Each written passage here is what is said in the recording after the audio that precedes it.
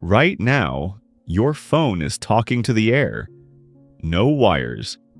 You cannot see it, you cannot hear it, and you never think about it. Part of the idea underneath that came from a woman in Hollywood. People called her the most beautiful woman in the world. They put her face on posters in every city. And almost nobody asked what she was thinking. This is the true story of Hedy Lamarr. She was born in Vienna in Austria in 1914. Her name then was Hedwig Kiesler.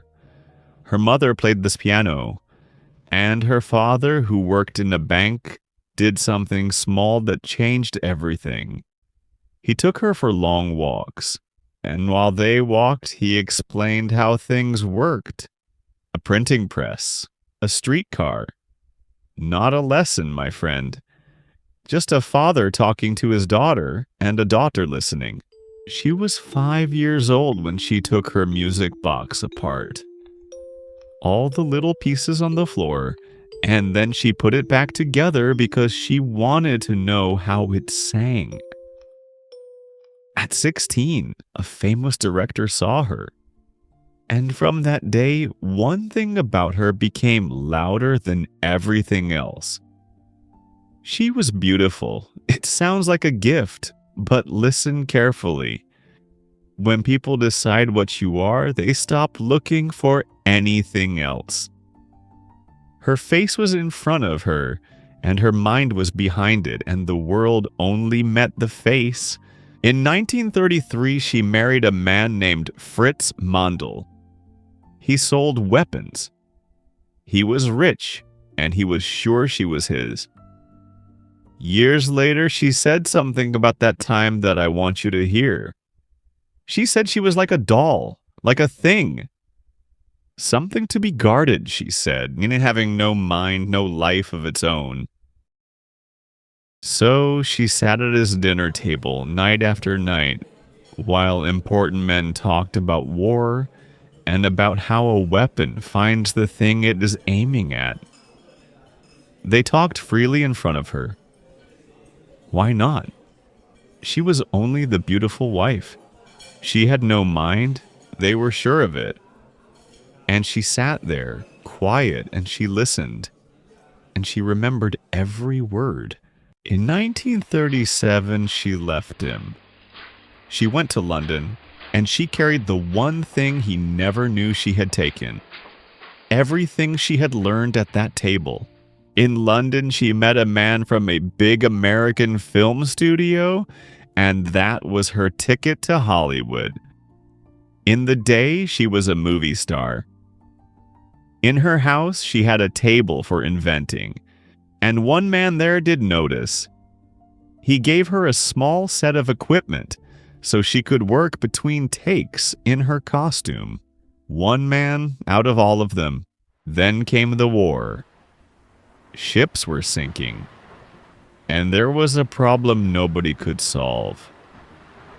You could send a radio message to steer a torpedo, but the enemy could find that message and block it. One radio, one road. Hedy Lamarr had an idea, and she worked on it with a musician named George Antheil. Together they wrote it down and sent it in. And in 1942 it became a real patent, with a beautiful, quiet name. A secret communication system. Here's the idea, and it is simple. Do not send the message on one radio. Send it on many.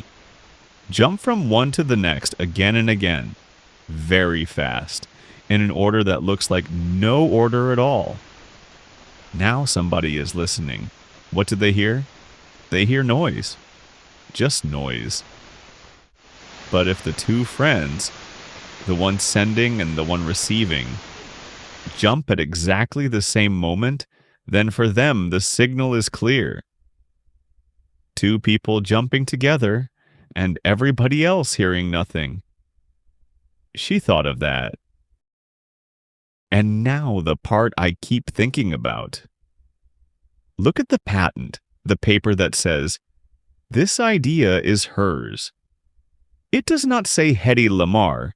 It says Hedy Lamarr, her old family name, and the name of the man she was married to then. The most famous face in the world, and on the one piece of paper that was about her mind, she is almost a stranger. She and Anthale took it to the Navy. The Navy said no, they did not use it. I cannot tell you why. I do not know, and I will not guess. So she did something else for the war. She stood in front of crowds with the face everybody wanted to look at, and she sold war bonds to pay for it. The patent sat there. Then it got old.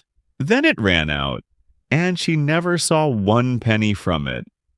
Not one in her whole life. In 1997, 55 years after she sent it in, people finally said it out loud. This mattered. She died 3 years later, and in 2014, 14 years after she was gone, her name was put into a Hall of Fame for inventors. The paper was signed in 1942. The world understood it 72 years later. My friend, I want to say the real thing now. You are learning English, and somewhere there is a room where you will speak, and somebody will hear your accent before they hear your idea. They will decide very quickly what you are, the way they decided about her. They will be wrong. They were wrong about her for most of her life, so keep going. Say the sentence anyway. Your mind is not your accent. You did great, my friend. Now 3 quick questions. Ready? Question 1. What did she take apart when she was 5 years old? A clock. B, a music box. C, a radio.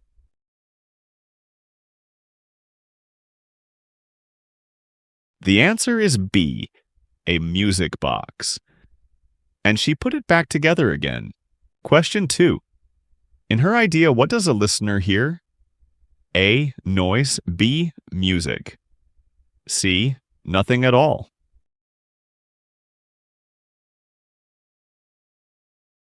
The answer is A, noise. Only the 2 friends jumping together can hear the message. Question 3. Whose name is on the patent? A, Hedy Lamarr. B, Hedy Lamarr. C, nobody.